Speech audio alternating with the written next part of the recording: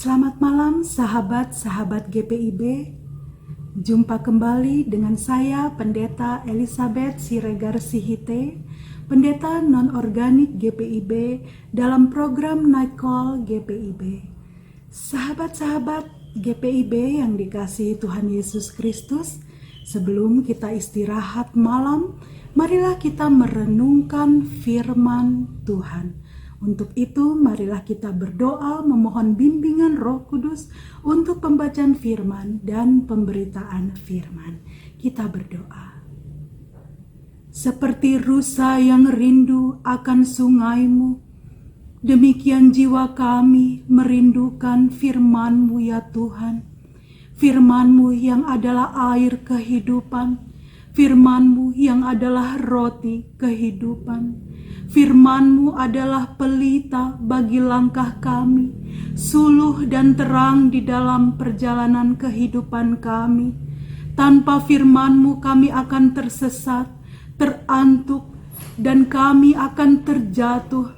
Oleh sebab itu, ya Tuhan, kami membutuhkan Roh-Mu yang kudus, agar Roh-Mu yang kudus membimbing kami di dalam pembacaan firman Tuhan, sehingga kami memperoleh kekuatan untuk melakukannya di dalam kehidupan kami sehari-hari.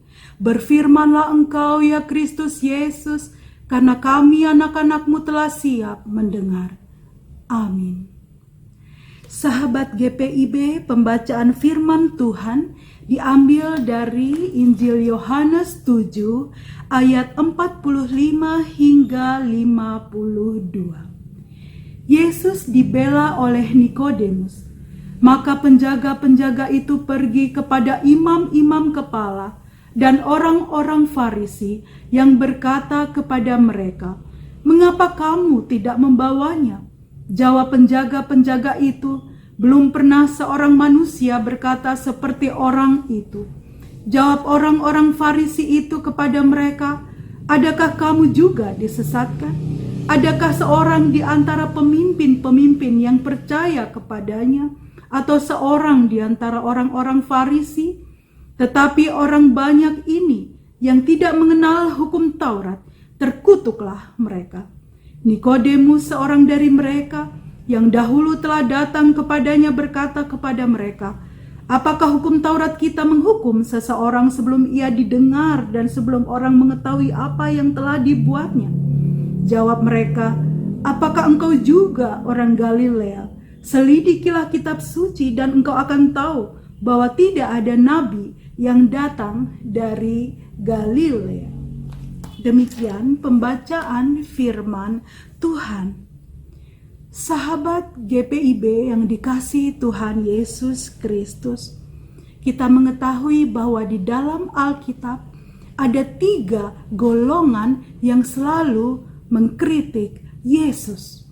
3 golongan itu adalah: pertama, golongan orang Farisi, selanjutnya golongan ahli Taurat, dan yang ketiga adalah golongan orang-orang Saduki. Marilah secara singkat kita membahas ketiga golongan ini. Yang pertama, golongan orang Farisi. Kata Farisi berasal dari bahasa Ibrani, yaitu ferushim atau ferus, yang artinya menjelaskan. Itu sebabnya tugas orang Farisi atau orang Farisi adalah orang yang bertugas untuk menjelaskan isi kitab Taurat. Itu sebabnya orang-orang Farisi terdiri dari guru-guru Taurat, rabi-rabi Taurat, pengajar-pengajar Taurat. Kaum Farisi adalah pemimpin spiritual Yahudi, dan sesungguhnya kaum Farisi ini merupakan perkembangan dari kelompok Hasidim di masyarakat Yahudi, di mana golongan Hasidim ini adalah golongan yang memisahkan hidup dengan dunia di sekitarnya. Mereka hanya fokus kepada perkara-perkara spiritual dan memisahkan diri dari kehidupan berbangsa dan bernegara. Itulah golongan Hasidim, dan kemudian berkembang menjadi golongan Farisi. Selanjutnya yang kedua adalah golongan ahli Taurat. Yang pertama golongan Farisi, yang kedua golongan ahli Taurat. Siapakah ahli-ahli Taurat ini? Ahli-ahli Taurat adalah guru-guru besar yang bertugas meneliti, mempelajari, menganalisa tentang hukum Taurat.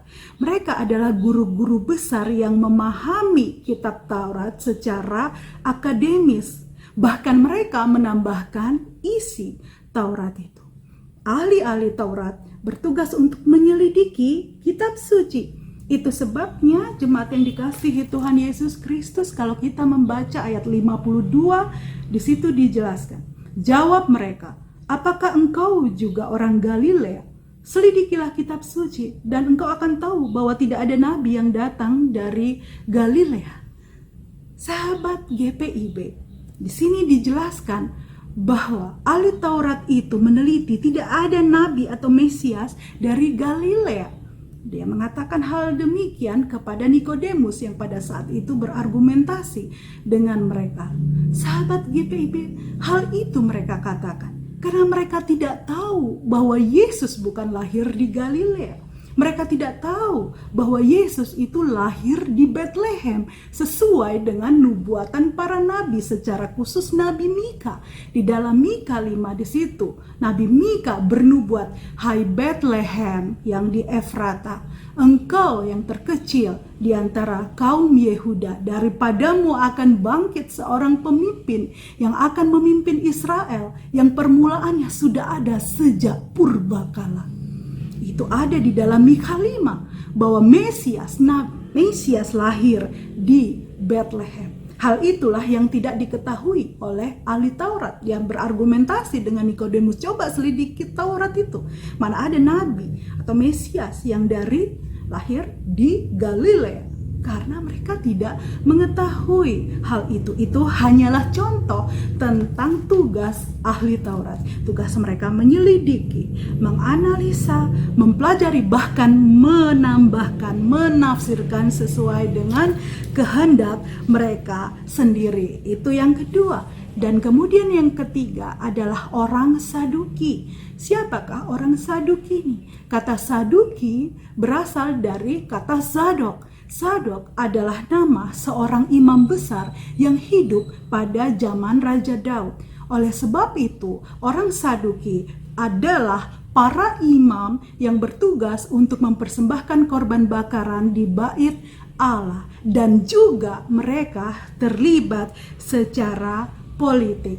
Sahabat GPIB, demikianlah 3 golongan yang selalu mengkritik Tuhan Yesus. Dan Tuhan Yesus selalu mengatakan kepada mereka, "Hai kamu orang munafik, ahli Taurat dan orang Farisi." 3 golongan ini memiliki karakter yang sama, yaitu munafik, atau dalam bahasa Yunani hypocrites. Dalam bahasa Yunani, munafik adalah hypocrites.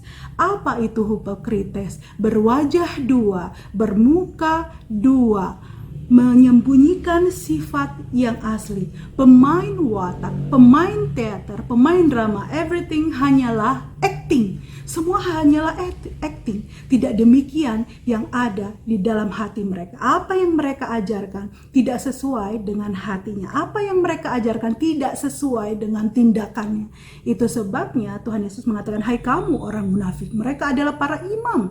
Mereka adalah ahli Taurat, mengajar dan meneliti tentang Taurat, tetapi memiliki hati yang iri kepada Yesus dan berusaha menyingkirkannya. Tidak sesuai apa yang diajarkan dengan apa yang dilakukan.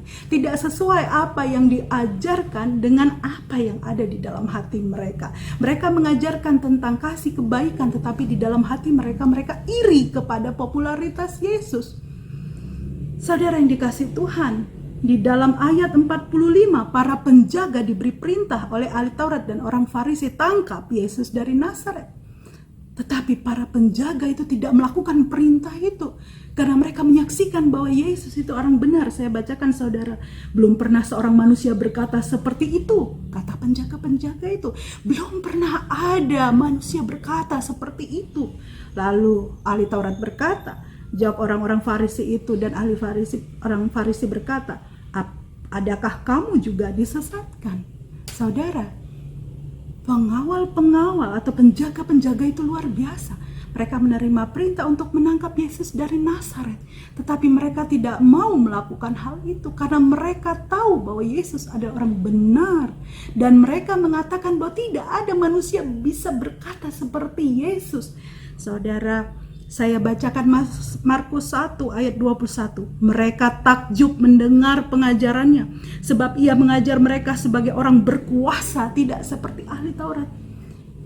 Sahabat GPIB, Yesus mengajar dengan kuasa. Mengapa? Karena Yesus adalah Allah. Yesus mengajar dengan kuasa karena perkataannya itu berkuasa. Yesus itu adalah Allah yang menciptakan langit dan bumi. Perkataannya jadilah terang, maka terang itu jadi. Wa yehi or dalam bahasa Ibrani. Jadilah terang, maka terang itu jadi.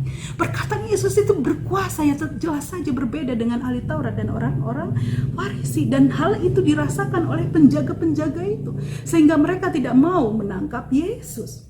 Dan yang kedua, di sini kita melihat bahwa selain penjaga-penjaga itu, ada seorang Farisi yang juga membela Yesus. Dia adalah Nikodemus, saudara. Kita tahu bahwa Nikodemus adalah seorang Farisi. Nikodemus adalah seorang duta besar yang diutus di Pompei oleh Aristobulus. Jadi seorang pemimpin masyarakat Yahudi. Itulah Nikodemus. Kita tahu bahwa Nikodemus pernah menjumpai Yesus malam-malam. Mengapa? Karena dia takut, dia malu kalau orang lain tahu bahwa sebagai orang Farisi dia percaya kepada Yesus, dia bercakap-cakap dengan Yesus, dan pada akhirnya dia percaya kepada Yesus. Dan yang luar biasa, setelah dia berjumpa dengan Tuhan Yesus, dia tidak malu, dia tidak takut untuk menyatakan kebenaran itu dan menegakkan keadilan itu. Dia tidak takut kehilangan posisi, dia tidak takut kehilangan jabatannya untuk menegakkan keadilan, untuk menyatakan kebenaran, untuk membela yang lemah. Dia tidak takut, saudara. Dia tidak takut, dia tidak malu. Saudara yang dikasihi Tuhan Yesus, apa kontekstualisasinya dengan kehidupan kita di abad ke-21 ini? Seperti Nikodemus yang menggunakan profesinya, menggunakan posisinya, menggunakan jabatannya untuk membela Yesus. Kita memohon pertolongan Roh Kudus agar Tuhan, pakailah profesi saya, pakailah posisi jabatan saya, apapun yang Engkau berikan, pakailah saya Tuhan, untuk mewujudkan damai sejahtera, untuk membela mereka yang lemah, untuk menegakkan keadilan. Dan Tuhan, tolong saya untuk menyatakan iman saya bahwa saya adalah anak Tuhan yang percaya kepadamu. Matius 10 ayat 32 saya bacakan. Setiap orang yang mengakui aku di depan manusia, aku juga mengakuinya di depan Bapa-Ku yang di surga. Tetapi barang siapa menyangkal aku di depan manusia, aku juga akan menyangkalnya di depan Bapa-Ku yang di surga. Saudara, sahabat GPIB, Nikodemus, dia tidak takut kehilangan jabatan posisi. Dia tunjukkan, yes, saya bela Yesus dengan hikmat, dan Tuhan melindungi dia, memberkati dia. Apakah dia kehilangan jabatan posisinya? Tidak. Demikian juga kita, sahabat GPIB. Firman Tuhan, Yesus mengatakan, barang siapa, setiap orang yang mengakui aku di depan manusia, aku juga akan mengakuinya. Terkadang ada orang yang takut mengakui bahwa dirinya percaya kepada Yesus Kristus di tengah-tengah masyarakat. Bukan berarti kita menghakimi mereka, tetapi marilah kita berdoa, ya Tuhan, pakai saya agar saya mencintai Engkau dengan hati, jiwa, dan pikiranku, tanpa saya takut tentang apapun di dunia ini. Seperti Nikodemus, dia tidak takut kehilangan jabatan, posisinya. Tapi karena dia tidak takut dan percaya kepada Tuhan, Tuhan menolongnya. Dia tidak kehilangan jabatan, tetap jadi duta besar di Pompei. Itulah kalau orang tidak takut kehilangan akan apapun di dunia ini karena Yesus, karena mencintai Tuhan Yesus. Apakah kita pernah menyangkal Tuhan Yesus? Atau malu mengakui Tuhan Yesus di tengah-tengah masyarakat? Tapi saya yakin, sahabat GPIB, tidak ada yang malu mengaku Yesus. Saya yakin Saudara yang menyaksikan program ini adalah orang-orang yang setia kepada Tuhan Yesus, mencintai Tuhan Yesus di atas segala sesuatu. Saya percaya akan itu. Terbukti saudara hadir selalu merenungkan firman Tuhan siang dan malam. Marilah sahabat GPIB, kita berdoa, Tuhan pakailah aku seperti Nikodemus yang tidak malu, tidak takut percaya kepada Engkau. Pakai saya seperti Nikodemus, menggunakan profesi, jabatan yang Kau berikan kepada saya untuk mewujudkan damai sejahtera, untuk membela mereka yang lemah, untuk menegakkan keadilan. Pakai saya Tuhan.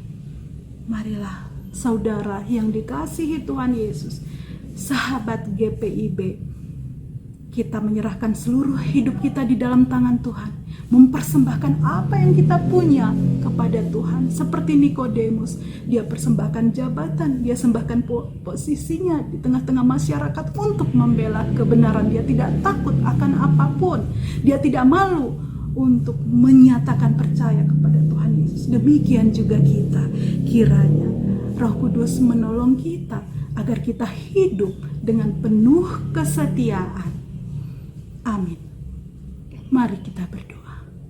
Ya Yesus, Gembala yang agung, kami mengucap syukur atas kasih dan setiamu ya Bapa, karena Engkau mau berkorban bagi kami. Engkau dipaku, Engkau disalib, Engkau dimahkotai duri, Engkau dicaci, Engkau dimaki, Engkau difitnah, Engkau dicambuk, darah-Mu tercurah di Kalvari. Semua itu untuk kami. Oleh sebab itu Tuhan Yesus, kami berdoa kepadamu, karena Engkau telah mati bagi kami.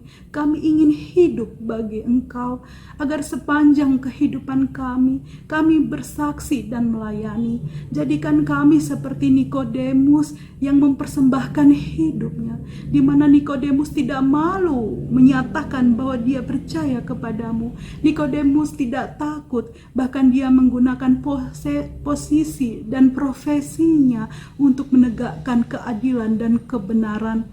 Tolonglah kami ya Tuhan, pada saat ini kami berdoa dan kami percaya bahwa Yesus Kristus, sumber damai sejahtera, tinggal di dalam hati dan pikiran kami. Pakailah kami ini Tuhan untuk mendatangkan damai sejahtera-Mu di muka bumi ini sampai Tuhan Yesus datang yang kedua kali. Amin.